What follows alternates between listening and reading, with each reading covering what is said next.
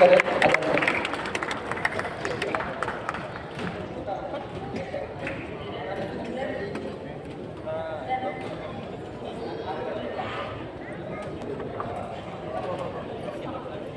मंच पे उपस्थित सम्राट अशोक क्लब के राष्ट्रीय अध्यक्ष माननीय डॉक्टर दीनानाथ मौर्य जी, एनटीपीसी के पूर्व जीएम माननीय संजय प्रसाद जी, तख्त श्री हरिमंदिर जी पटना साहिब के अध्यक्ष माननीय Jagjot Singh Sahi ji, Baptist Union Church के प्रेस माननीय father MB Thomas ji, World Forum for Buddhism के वाइस प्रेसिडेंट माननीय R K. Shakya ji, Maharaja law college Ara के प्राचार्य माननीय डॉक्टर कमालुद्दीन खान जी, सम्राट अशोक क्लब के राष्ट्रीय महाप्रबंधक माननीय डॉक्टर आर.पी. मौर्य जी, सम्राट अशोक क्लब उत्तर प्रदेश के प्रदेश अध्यक्ष माननीय डॉक्टर रविंद्र कुमार मौर्य जी, सम्राट अशोक क्लब बक्सर के जिलाध्यक्ष माननीय कुंदेन्द्र कुमार बप्पू जी, सम्राट अशोक क्लब के राष्ट्रीय प्रवक्ता माननीय डॉक्टर सच्चिदानंद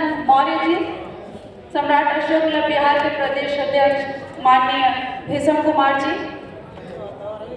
यहाँ उपस्थित अन्य सम्मानित गण और आदरणीय माताओं और मेरे प्यारे भाइयों और बहनों, मैं बहुत गौरवान्वित महसूस कर रही हूँ कि इस मंच के माध्यम से मुझे सम्राट अशोक की जयंती पर अपने विचारों को व्यक्त करने का अवसर प्राप्त हुआ है।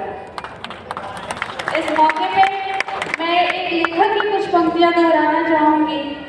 सर्व विजयी एक सम्राट की गाथा बहुत ही खास है, सर्व विजयी एक सम्राट की गाथा बहुत ही खास है, पराक्रम से भूगोल था गौरवमय इतिहास है।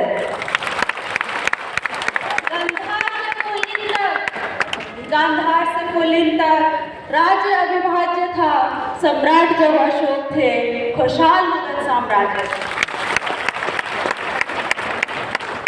जैसा कि हम सभी जानते हैं, सम्राट अशोक का जन्म आज से 304 ईसा पूर्व पाटलिपुत्र की इस पावन धरती पर ही हुआ था और बचपन से ही वे इतने मेधावी और प्रतिभाशाली थे कि उनके पिता ने उनके विलक्षण प्रतिभा, सैन्य कौशल और प्रजा के प्रति प्रेम भावना को देखकर बहुत कम उम्र में ही उन्हें राजगद्दी सौंप दी थी। उन्होंने अपने कुशल कूटनीति और पराक्रम के बल पे अपने साम्राज्य का विस्तार उत्तर में हिंदुकुश की श्रेणियों से लेकर दक्षिण में गोदावरी नदी के दक्षिण कर्नाटक और मैसूर तक, पूरब में बांग्लादेश से लेकर पश्चिम में अफगानिस्तान तक किया। परंतु कलिंग युद्ध में हुई घटना ने उन्हें इतना अंदर से झकझोर दिया कि उन्होंने कभी युद्ध न करने का निर्णय लिया और बौद्ध धर्म का रास्ता अपनाते हुए लोक कल्याण के कार्य में लग गए। उन्होंने बौद्ध धर्म का प्रसार पूरी दुनिया में किया और सभी धर्म संप्रदाय में एकता की नींव रखी। उनका कहना था, हर धर्म संप्रदाय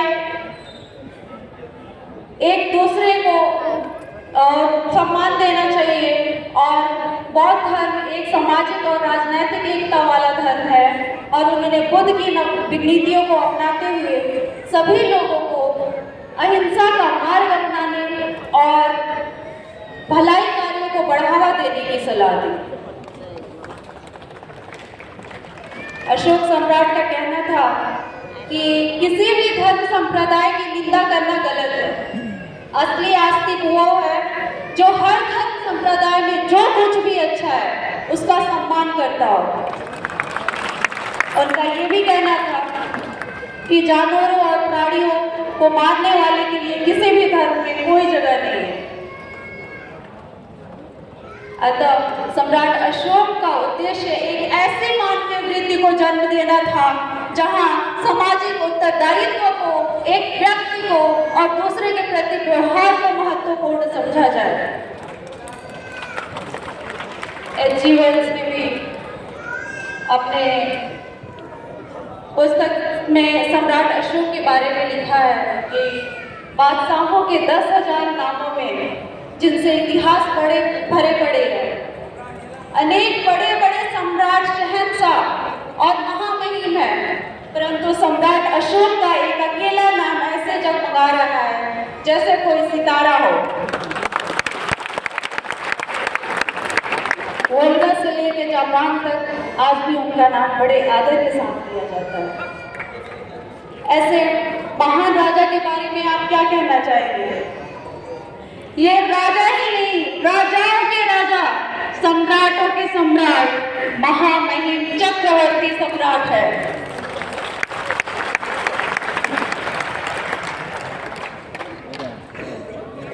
ऐसे महान प्रजापालक की जयंती में मैं उनको शत नमन करती हूँ और आप सभी का मुबारकबाद देती हूँ कि इस मौके पे उपस्थित होकर उनके विचारों से, उनके गुणों से, उनके भावनाओं से अवगत होने का अवसर प्राप्त हुआ। साथ ही मैं ये भी कहना चाहूँगी कि आज के समय में जहाँ धर्म संप्रदाय की लड़ाई है, हिंसात्मक घटनाएं बढ़ रही हैं, स्वास्थ्य सेवाओं में धांधली हो रही है, शिक्षा को व्यवसाय का माध्यम बनाया जा रहा है, राजनीतिक गतिविधियां धार्मिक उग्रता का कारण बन रही है, ऐसे विकट समय में सम्राट की नीतियों को पूरे देश स्तर पर जन जन तक पहुंचाने की जरूरत है ताकि हमारे देश की अखंडता और संप्रभुता की कोई आंच न आ सके।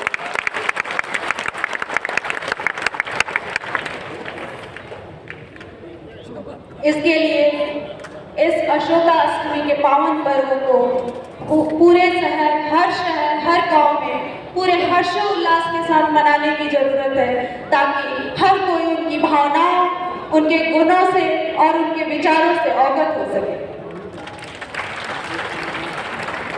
साथ ही मैं ये कहना चाहूंगी कि इसकी शुरुआत इस मंच के माध्यम से पाटलिपुत्रा की पावन धरती पर तो हो चुकी है, लेकिन ये हम सभी का दायित्व बनता है कि हम इसे पूरे देश स्तर पे भारत की महिमा को बरकरार रखने के लिए पूरे जन जन तक पहुंचाने में अपना पूरा योगदान है।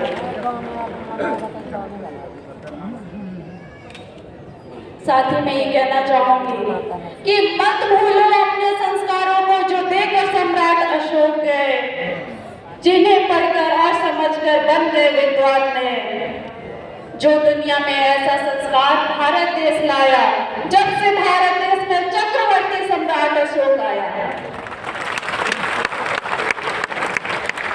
ऐसे महान प्रजापालक को मैं शत नमन करती हूँ और एक विजेता, दार्शनिक और प्रजापालक के रूप में सम्राट अशोक हमेशा अमर रहेंगे और भारतीय इतिहास के प्रकाशमान तारे की तरह वो हमेशा जगमगाते रहेंगे।